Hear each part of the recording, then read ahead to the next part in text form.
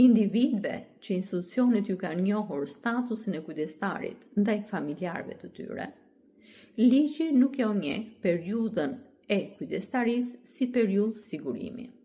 Kjo do të thotë që këta individ, kur të mbushin moshën dhe të dalin në pension, do jenë përfitues vetëm të një pensioni të pjesshëm, por edhe të një pensioni të kufizuar në vlerë.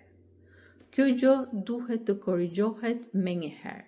Ligji duhet t'i ofrojë jo vetëm ndihmë dhe mbështetje, por edhe mbrojtje sociale këtyre individëve me status të kujdestarit ndaj familjarit të tyre.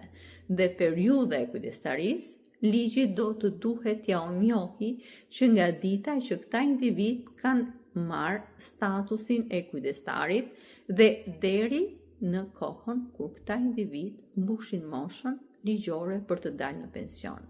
Në këtë mënyrë, ligji vepron drejt, i ndihmon, i mbron dhe i ofron mbrojtje sociale.